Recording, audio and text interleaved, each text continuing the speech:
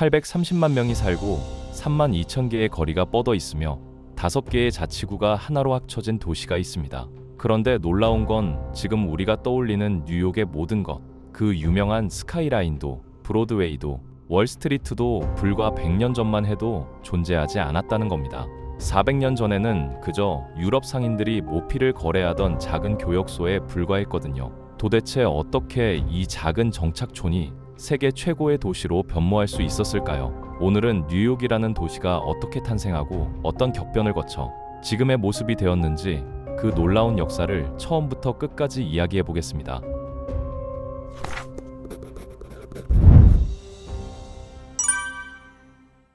지금의 뉴욕 땅에 마철루가 솟아오르기 훨씬 전, 이곳은 울창한 숲과 맑은 강이 흐르는 자연 그대로의 땅이었습니다. 알곤키너를 사용하는 여러 원주민 부족들이 이 땅에서 살았는데 그 중에서도 레나페족이 가장 대표적이었죠. 이들은 무려 8,000년이라는 긴 세월 동안 이 땅에서 사냥하고 물고기를 잡고 농사를 지으며 자연과 조화롭게 살아왔습니다. 외부의 침략도 대규모 전쟁도 없이 평화로운 삶을 영위했던 거죠.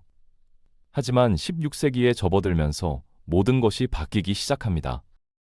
16세기 초 유럽의 탐험가들이 새로운 무역로와 자원을 찾아 대서양을 건너기 시작했습니다. 스페인, 프랑스, 네덜란드 같은 나라들이 앞다투어 아메리카 대륙으로 배를 보냈는데 1524년에 프랑스 국기를 단 이탈리아 탐험가 조반니 다 베라차노가 지금의 뉴욕 항구가 될 해안에 처음으로 도착합니다. 그는 이 땅을 프랑스의 영토로 선언했지만 정작 프랑스는 이곳에 식민지를 건설하려는 후속 조치를 전혀 취하지 않았습니다. 그래서 이 땅은 거의 100년 가까이 유럽인들의 손길이 닿지 않은 채로 남아있게 됩니다. 상황이 완전히 바뀐 건 1609년이었습니다. 네덜란드 동인도 회사에 고용된 영국인 탐험가 헨리 허드슨이 대서양과 태평양을 연결하는 북서 항로를 찾아 항해에 나섰는데 그 과정에서 지금의 뉴욕 항구로 들어와 강을 따라 북쪽으로 올라가게 됩니다. 이 강이 바로 지금 그의 이름을 딴 허드슨 강이죠. 허드슨은 강 양쪽의 땅을 네덜란드 공화국의 영토로 선언했고 이것이 나중에 네덜란드가 이 지역에 본격적으로 진출하는 발판이 됩니다. 단순한 탐험이 역사의 물줄기를 완전히 바꿔놓은 셈이죠. 허드슨의 발견 이후 네덜란드 상인들이 허드슨 강변을 따라 교역소를 세우기 시작했습니다.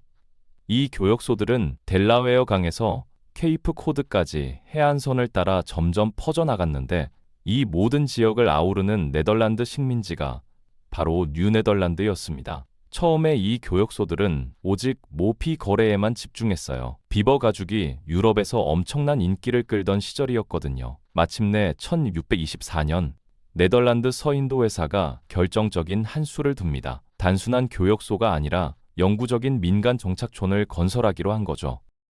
네덜란드 서인도 회사는 배에 식민지 개척자들을 가득 태워보냈고 이들은 먼저 지금의 거버너스 아일랜드에 상륙한 뒤 뉴네덜란드 곳곳으로 흩어졌습니다. 그중 일부가 맨해튼 섬의 남쪽 끝에 내려앉았는데 이곳이 선택된 이유는 명확했어요. 허드슨 강 입구를 지키면서 모피 무역선들을 보호할 수 있는 요새를 건설하기에 최적의 위치였기 때문입니다. 1625년 이곳에 암스테르담 요새일초가 놓이면서 새로운 정착촌이 형성되기 시작했고 이 정착촌의 이름이 바로 뉴암스테르담이었습니다. 뉴욕의 전신이 탄생한 순간이죠. 정착촌이 세워진 다음 해인 1626년 뉴네덜란드의 총독 피터 미니히트가 역사적인 거래를 성사시킵니다. 그는 지역 레나페 인디언들로부터 맨해튼 섬 전체를 구입했는데 그 대가로 지불한 물건의 가치가 고작 60길더, 오늘날 돈으로 환산하면 약 130만 원 정도에 불과했습니다. 지금의 맨해튼 부동산 가격을 생각하면 정말 믿기 어려운 거래죠.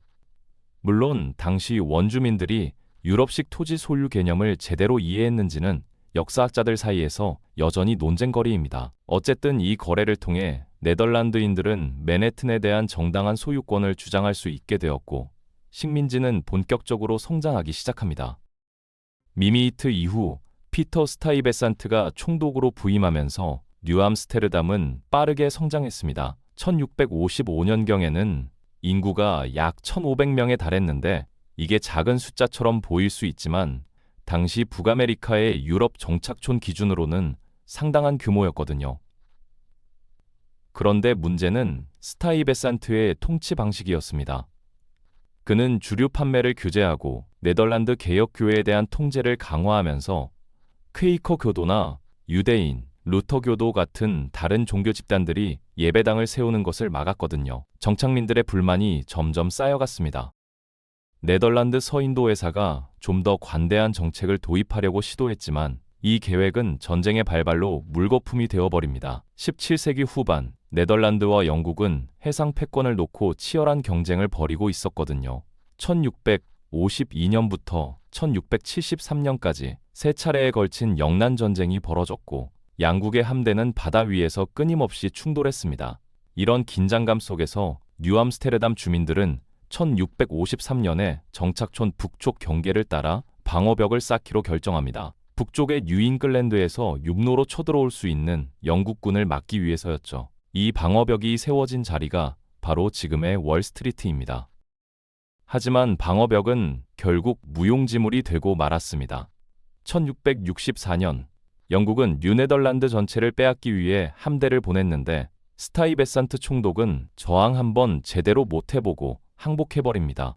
주민들이 협조를 거부했기 때문이기도 하고 영국 함대의 화력이 압도적이었기 때문이기도 했죠. 영국은 암스테르담 요새를 제임스 요새로 뉴암스테르담과 뉴네덜란드 전체를 뉴욕으로 개명합니다. 이 이름은 당시 영국 왕 찰스 2세의 동생이자 나중에 제임스 2세가 되는 요크 공작을 기리기 위한 것이었어요. 그렇게 네덜란드의 뉴암스테르담은 영국의 뉴욕으로 완전히 새로운 역사를 시작하게 됩니다. 재미있는 건 1673년에 네덜란드가 뉴욕을 잠시 탈환했다가 이듬해 웨스트민스터 조약을 통해 다시 영국에 반환했다는 점입니다. 이 조약으로 양국 간의 전쟁이 종결되었고 뉴욕은 영구적으로 영국의 영토가 되었죠. 영국 지배 하에서 뉴욕은 번성하는 경제와 꾸준한 유르민자 유입에 힘입어 계속 성장해 나갔습니다. 그런데 네덜란드인들이 남긴 유산이 완전히 사라진 건 아니었어요. 네덜란드 시절에 도입된 많은 제도와 관행들이 그대로 유지되었거든요. 안타깝게도 그 유산 중에는 노예 제도도 포함되어 있었습니다. 뉴욕 항구를 통해 아프리카에서 노예들이 계속 들어왔고 노예 제도는 뉴욕 경제에 깊이 뿌리내리게 됩니다. 1740년대가 되면 뉴욕 전체 인구의 약 20%, 대략 2,500명 정도가 노예였을 정도로 그 규모가 상당했어요. 부유한 상인들과 지주들은 가사노동이나 농장 일에 노예를 사용했고 이것이 도시 경제의 중요한 축을 형성했습니다. 북부 도시라고 해서 노예제와 무관했을 거라는 생각은 완전히 잘못된 거죠. 뉴욕은 오히려 북부에서 가장 많은 노예 인구를 보유한 도시 중 하나였습니다. 18세기로 접어들면서 뉴욕은 정치적, 문화적 변화의 중심지로 부상합니다. 특히 미국 독립혁명이 다가오던 시기에 뉴욕은 혁명 세력의 주요 거점이 되었는데 자유의 아들들이라는 비밀 조직이 이곳에서 활발하게 활동했거든요. 이들은 영국 왕실에 충성하는 왕당파들을 타깃으로 삼았는데 당시 뉴욕에는 왕당파가 상당히 많았습니다. 상업적으로 영국과 밀접하게 연결되어 있었기 때문이죠. 도시 안에서 혁명파와 왕당파 사이의 긴장이 점점 고조되고 있었습니다. 1765년에는 역사적인 인지조례 회의가 바로 뉴욕에서 열립니다. 영국 정부가 식민지에 인지세라는 새로운 세금을 부과했는데 문제는 식민지 사람들은 영국 의회에 자기들 의견을 대변할 의원이 단 한 명도 없었다는 거예요. 세금을 결정하는 자리에 참여도 못하면서 돈만 내라는 게 말이 되냐는 거죠. 그래서 13개 식민지 대표들이 뉴욕에 모여서 우리 대표가 의회에 없으면 세금도 낼 수 없다는 원칙을 선언했어요. 이것이 나중에 독립선언의 이념적 토대가 됩니다. 세금 문제로 시작된 불만이 혁명의 불씨로 번져갔고 뉴욕은 이 변화의 중심에서 독립을 향한 열기가 점점 뜨거워지고 있었습니다. 결국 독립전쟁이 1775년에 발발하였고 뉴욕은 처음에는 미국 독립군이 점령했습니다. 대륙군이라고도 불리는 이 군대는 영국에 맞서 싸우기 위해 13개의 식민지가 연합해서 만든 군대예요. 조지 워싱턴이 총사령관이었죠. 하지만 이듬해 8월에 벌어진 롱아일랜드 전투에서 조지 워싱턴이 이끄는 미국군은 영국군에게 참패를 당하고 말죠. 이 전투는 독립전쟁 전체에서 가장 큰 규모의 전투였는데 영국군의 압도적인 화력과 전술적 우위 앞에서 워싱턴은 후퇴할 수밖에 없었습니다. 이후 영국군이 뉴욕을 점령했고 이 점령은 전쟁이 끝날 때까지 무려 7년 넘게 지속됩니다. 영국군 점령 기간 동안 뉴욕은 북아메리카에서 영국군의 가장 중요한 전략적 기지 역할을 했습니다. 병참 지원, 병력 배치, 해군 작전의 중심지가 된 거죠. 점령 기간 동안 도시는 2차례의 대화재로 상당 부분이 불타기도 했고 전쟁 포로들이 뉴욕 항구에 정박한 감옥선에서 비참한 죽음을 맞기도 했습니다. 이 감옥선에서 죽은 미국인 포로의 수가 전투에서 죽은 미국군 병사 수보다 더 많았다는 기록도 있을 정도예요. 전쟁의 참혹함이 도시 곳곳에 새겨졌습니다. 1783년 마침내 파리 조약이 체결되면서 독립전쟁이 종결됩니다. 영국군은 뉴욕에서 철수하기 시작했고 11월 25일에 마지막 영국 병사가 떠난 날은 지금도 대피의 날로 기념되고 있어요. 거의 10년에 가까운 점령이 끝나고 뉴욕은 새로 탄생한 미합 중국의 품으로 돌아온 겁니다. 자유의 상징, 새로운 시작의 땅으로서 뉴욕의 위상이 완전히 달라진 순간이었죠. 독립 이후 뉴욕의 중요성은 더욱 커집니다. 1785년 1월, 뉴욕이 신생 미합 중국의 수도로 선정되었거든요. 현재의 월스트리트에 위치한 페더럴홀에서 1789년 4월, 조지 워싱턴의 초대 대통령 취임식이 거행되었고, 같은 건물에서 최초의 의회가 구성되었으며 권리장전이 초안되었습니다. 미국 민주주의의 기초가 바로 뉴욕에서 놓인 거예요. 물론 수도는 1790년에 필라델피아로, 이후 워싱턴 DC로 옮겨가지만 뉴욕이 미국 역사에서 차지하는 상징적 의미는 지금까지도 그대로 남아 있습니다. 19세기가 밝아오면서 뉴욕은 금융과 은행업의 세계적 중심지로 도약합니다. 맨해튼 남쪽의 월스트리트 일대에는 1784년 알렉산더 해밀턴이 설립한 뉴욕은행을 비롯해 수많은 금융기관들이 자리 잡았고 1792년에는 24명의 중개인들이 한 그루의 플라타너스 나무 아래서 증권거래 협정을 맺었는데 이것이 바로 뉴욕 증권거래소의 시초입니다. 지금 세계 경제를 좌우하는 월스트리트의 역사가 이렇게 시작된 거죠.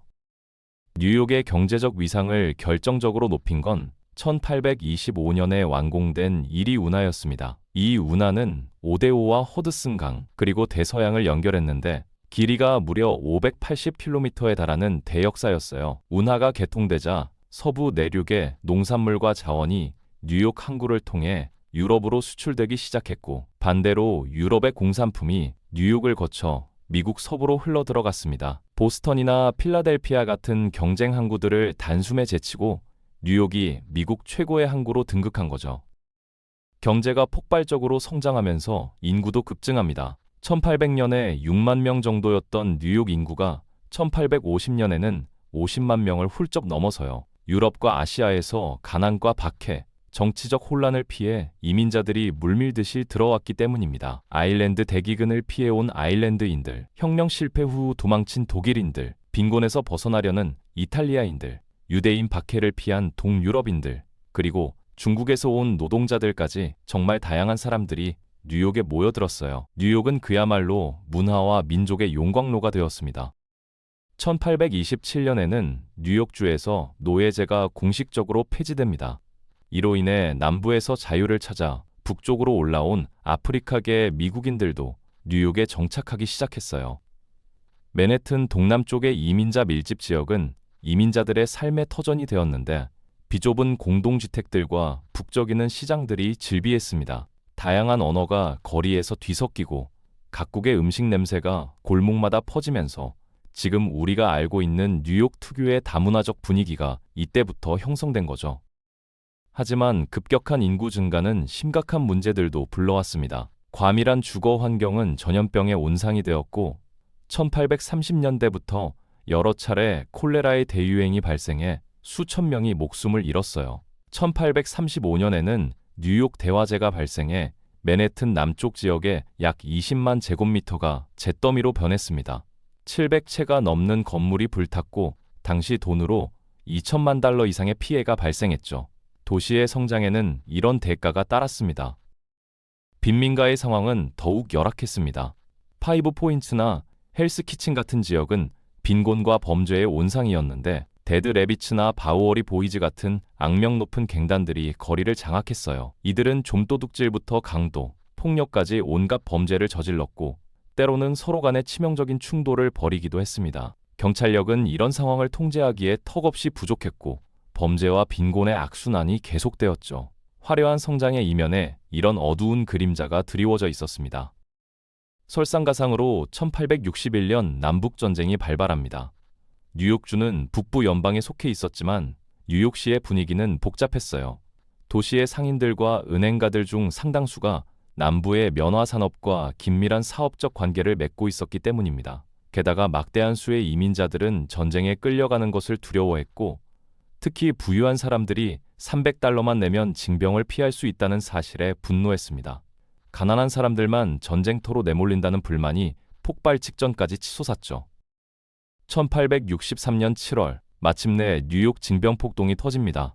처음에는 징병사무소를 공격하는 것으로 시작했지만 폭동은 곧 인종폭동으로 변질되었어요. 흑인들이 전쟁의 원인이라고 생각한 폭도들이 흑인 시민들을 무차별적으로 공격했고 흑인 고아원이 불타고 거리에서 린치가 벌어졌습니다.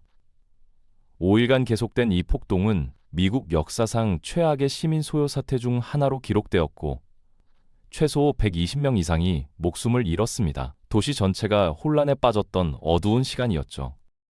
전쟁이 끝나고 나서야 뉴욕은 다시 문화적 부흥기를 맞이합니다. 1858년에 개장한 센트럴 파크가 모든 뉴욕 시민들에게 녹색 휴식 공간을 제공했고 브로드웨이의 극장들과 카네기홀 같은 공연장에서는 화려한 공연들이 펼쳐졌어요. 뉴욕은 미국의 문화 수도로서의 명성을 쌓아가기 시작했습니다. 예술가, 작가, 음악가들이 이곳으로 모여들었고 도시 전체가 창의성과 에너지로 넘쳤죠. 이 시기에 뉴욕의 주요 문화기관들이 줄줄이 설립됩니다. 1869년에 미국 자연사 박물관이, 1870년에 메트로폴리탄 미술관이, 1895년에 뉴욕 공공도서관이 문을 열었어요. 이 기관들은 지금까지도 세계적인 명성을 유지하고 있죠. 신문산업도 번성해서 뉴욕 타임스, 뉴욕 헤럴드, 뉴욕 월드 같은 신문들이 여론을 형성하고 뉴욕을 미디어 산업의 중심지로 만들었습니다. 정보와 문화의 허브로서 뉴욕의 위상이 확고해진 거예요. 도시가 맨해튼 섬 북쪽으로 계속 확장되고 롱아일랜드의 이웃 도시들과의 연결이 필요해지면서 대규모 인프라 프로젝트들이 추진됩니다. 그 대표적인 성과가 1883년에 완공된 브루클린 다리예요. 당시로서는 세계 최장의 현수교였는데 맨해튼과 브루클린을 처음으로 연결한 이 다리는 공학적 경이로움의 상징이 되었습니다. 수천 명의 노동자들이 14년에 걸쳐 건설했고 완공 당시에는 다리가 무너질까봐 두려워하는 사람들도 많았다고 해요. 1886년에는 뉴욕의 가장 상징적인 랜드마크가 등장합니다. 프랑스가 미국 독립 100주년을 기념해 선물한 자유의 여신상이 뉴욕 항구 한가운데 세워진 거죠. 횃불을 높이 든 이 동상은 전 세계에서 새로운 삶을 꿈꾸며 배를 타고 온 수백만 이민자들에게 희망의 상징이 되었어요. 1892년에는 앨리스 아일랜드에 이민국이 설치되어 이민자들의 입국 심사가 이곳에서 이루어졌는데 1954년까지 약 1200만 명이 이 섬을 통해 미국에 들어왔습니다. 뉴욕은 말 그대로 아메리칸 드림의 관문이었죠. 20세기에 접어들면서 뉴욕의 변화 속도는 더욱 빨라집니다. 1898년에는 역사적인 통합이 이루어져 맨해튼, 브루클린, 퀸즈, 브롱스, 스태튼 아일랜드가 하나로 합쳐져 현재의 뉴욕시가 탄생했어요. 인구가 단숨에 300만 명을 넘어서며 당시 세계에서 두 번째로 큰 도시가 되었죠. 1904년에는 시청에서 할렘, 그리고 브루클린까지 연결하는 지하철이 개통되어 도시의 교통체계가 혁신적으로 변화했습니다. 도시의 스카이라인도 이 시기에 극적으로 변모합니다. 1903년에 윌리엄스버그 다리가, 1909년에 맨해튼 다리가 개통되었고, 건축가들과 개발업자들은 세계에서 가장 높고 화려한 건물을 짓기 위한 경쟁에 뛰어들었어요. 이 경쟁의 결과물이 바로 우로스 빌딩, 크라이슬러 빌딩, 그리고 엠파이어 스테이트 빌딩입니다. 특히 1931년에 완공된 엠파이어 스테이트 빌딩은 102층 높이로 당시 세계에서 가장 높은 건물이었고, 뉴욕의 경제적, 건축적 자신감을 전 세계에 과시했습니다. 1920년대 뉴욕은 이른바 광란의 시대를 보냅니다. 1920년부터 1933년까지 금주법이 시행되어 주류 판매가 불법이었지만, 역설적으로 이 시기에 뉴욕의 밤문화는 그 어느 때보다 화려했어요. 스피크이즈라 불리는 비밀 술집들이 도시 곳곳에 생겨났는데, 추정에 따르면 그 숫자가 3만 개에서 10만 개에 달했다고 합니다. 재즈 음악이 이 클럽들에서 울려 퍼졌고, 할렘에서는 흑인 문화의 르네상스가 꽃피었습니다. 금지와 쾌락이 공존하는 모순된 시대였죠. 하지만 파티는 영원히 계속될 수 없었습니다. 1929년 10월 월스트리트 주식시장이 대폭락하면서 대공황의 서막이 올랐어요. 은행들이 줄줄이 파산하고 기업들이 문을 닫았으며 실업률이 치솟았습니다. 수백만 뉴욕 시민들이 하루아침에 일자리와 저축을 잃었고, 센트럴파크를 비롯한 도시 곳곳에 후버빌이라 불리는 판자촌이 들어섰습니다. 후버빌은 당시 대통령 허버트 후버가 경제 위기에 제대로 대처하지 못했다는 비난을 담은 이름이었죠. 대공황의 암흑기에서 뉴욕을 구한 것은 역설적으로 또 다른 위기, 제2차 세계대전이었습니다. 1939년 유럽에서 전쟁이 발발하자 미국은 처음에는 참전하지 않았지만, 뉴욕은 이미 전쟁 준비에 돌입했어요. 공장들이 탱크, 비행기, 군함을 생산하기 시작했고, 항구와 부두는 연합국의 물자를 실어 나르는 생명선이 되었습니다. 1941년 미국이 정식으로 참전한 후에는 수많은 군인, 해병, 조종사들이 뉴욕 항구에서 거대한 여객선에 올라 전선으로 향했습니다. 전쟁이 끝난 후 뉴욕은 완전히 새로운 시대를 맞이합니다. 유럽의 주요 도시들이 폐허가 된 상황에서 뉴욕은 손상되지 않은 세계 최고의 대도시로 부상했어요. 1952년에는 유엔 본부가 맨해튼에 들어서면서 뉴욕은 국제 외교의 중심지가 되었고, 파리를 제치고 세계 미술 시장의 수도가 되었으며, 런던과 함께 세계 금융의 양대 축을 형성했습니다. 뉴욕은 명실상부한 세계의 수도가 된 거죠. 1960년대에는 뉴욕이 사회 변화의 최전선에 섰습니다. 시민권 운동, 반전 운동, 여성 운동의 중요한 시위들이 뉴욕에서 벌어졌고, 1969년 스톤월 항쟁은 현대 성소수자 인권 운동의 시발점이 되었어요. 문화적으로도 뉴욕은 팝 아트의 중심지였고, 앤디 워홀 같은 예술가들이 이곳에서 활동하며 현대 미술의 흐름을 이끌었습니다. 변화와 저항, 창조의 에너지가 도시 전체를 휩쓸었죠. 하지만 1970년대 뉴욕은 심각한 위기에 빠집니다. 제조업이 쇠퇴하고 중산층이 교외로 빠져나가면서 도시 재정이 파탄 지경에 이르렀어요. 1975년에는 거의 파산 선언 직전까지 갔죠. 범죄율이 치솟고 지하철은 낙서로 뒤덮였으며, 타임스퀘어 일대는 포르노 극장과 마약 거래의 온상이 되었습니다. 한때 세계의 부러움을 샀던 도시가 쇠락의 상징으로 여겨지던 시기였어요. 그러나 뉴욕은 다시 일어섰습니다. 1980년대와 1990년대를 거치면서 월스트리트가 다시 호황을 맞았고, 범죄율이 급격히 떨어졌으며, 타임스퀘어가 가족 친화적인 관광지로 탈바꿈했어요. 낡은 전쟁 전 건물들 중 상당수가 철거되고 현대적인 유리와 철골 구조물로 대체되었는데, 그 대표적인 예가 1973년에 완공된 세계무역센터 쌍둥이 빌딩이었습니다. 110층짜리 두 건물은 뉴욕의 새로운 상징이 되었죠.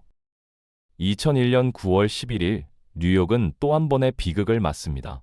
테러리스트들이 납치한 여객기 2대가 세계무역센터에 충돌했고, 두 건물 모두 무너지면서 거의 3,000명이 목숨을 잃었어요.